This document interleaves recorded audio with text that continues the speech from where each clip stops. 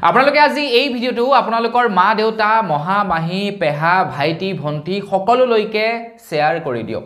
কিয় শেয়াৰ কৰিবলৈ কৈছো আজিৰে পৰা যদি আপোনাক কোনোবা অচিনাকি ব্যক্তি আহি কয় যে দাদা আপোনাৰ মোবাইলৰ পৰা মই এটা কল কৰিব বিচাৰিছো মই বিৰাটেই বিপদত পৰিছো তেন্তে আপোনালোকে কেতিয়াও সেই ব্যক্তিজনক মোবাইলটো দি নিদিব কথা পাতিবৰ কাৰণে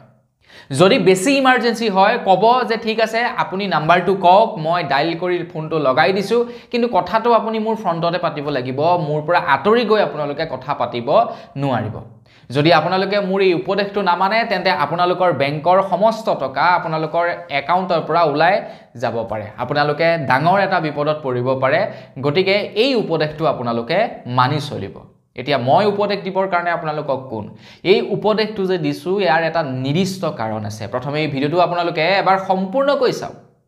ভিডিওটো আপোনালোকে এবাৰ চাওক যে কেনেকৈ এজন ব্যক্তিয়ে এজন যুৱকৰ ওচৰলৈ আহিলে আৰু যুৱকজনক আহি কৈছে যে মই বিৰাট এটা ডাঙৰ বিপদত পৰিছো প্লিজ আপোনালোক আপোনাৰ মোবাইলটো দিয়ক না মই কল এটা কৰো যুৱকজনে ভাবিলে যে হয় ব্যক্তিজন এটা বিপদত পৰি আছে সেই কাৰণে যুৱকজনে ব্যক্তিজনক মোবাইলটো দি দিলে ফোন কৰিবৰ কাৰণে আৰু সেই ব্যক্তিজনে লাহেকৈ অকমান আতৰলৈ গৈ ফোন কল এটা কৰিলে আৰু অলপ দেৰিৰ পাছত মোবাইলটো আহি ঘূৰাই দিলে সেই যুৱকজন তো যুৱকজনৰ মোবাইললৈ হঠাতে মেছেজ আৰু ফোন কল নহা হৈ পৰিলে হঠাৎ ফোন কল নহা হল হঠাৎ মেছেজ নহা হল যুৱকজন আচৰিত হৈ পৰিলে যে যেটো মোবাইললৈ নেকি নন ষ্টপ ফোন আহি থাকে নন ষ্টপ কল আহি থাকে নন ষ্টপ মেছেজ আহি থাকে সেই নাম্বাৰটোত কিয় বাৰু হঠাতে মেছেজ নহা হল হঠাতে ফোন কল নহা হল তাৰ পাছতে যুৱকজনে কিছু দিনৰ মানে কিছু ঘণ্টাৰ পাছত যুৱকজনে কি কৰিলে এটা বিশেষ নাম্বাৰ ডাইল কৰি চালে নাম্বাৰটো হৈছে *#67# এই নাম্বাৰটো যেতিয়া নেকি তেখেতে ডাইল কৰি চালে ডাইল কৰি চোৱাৰ লগে লগে দেখা পালে যে তেখেতৰ মোবাইললৈ অহা সকলোবিলাক কল সকলোবিলাক মেছেজ কোনোবাই ফৰৱাৰ্ড কৰি থৈছে অন্য এটা নাম্বাৰলৈ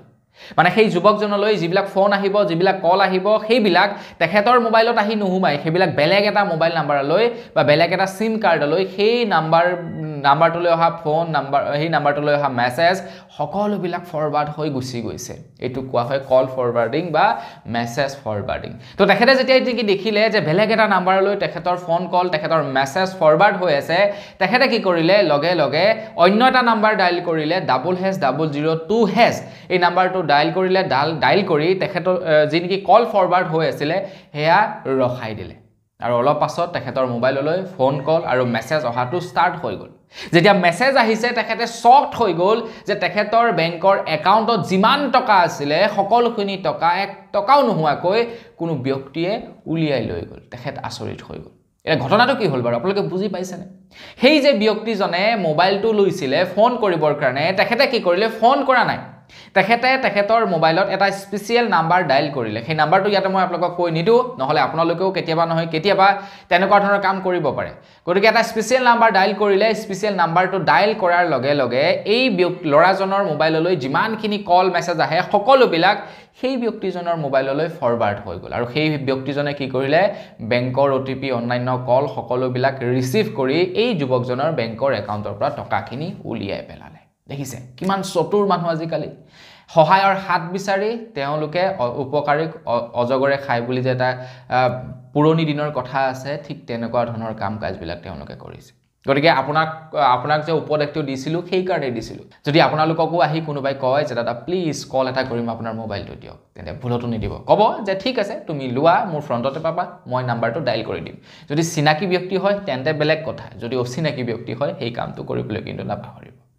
তো আজিৰ ভিডিওটি মানে খবৰটো আপোনালোকৰ কেনেকুৱা লাগিলে কমেন্ট কৰি জনাব যদি ভাল লাগিলে লাইক এটা কৰিব চেনেল যদি সাবস্ক্ৰাইব কৰা নাই সাবস্ক্ৰাইবটো কৰি লব পুনৰ এটা ভিডিও লগ পোৱাৰ খাজিলে বিৰাম মাগিছো ধন্যবাদ জয়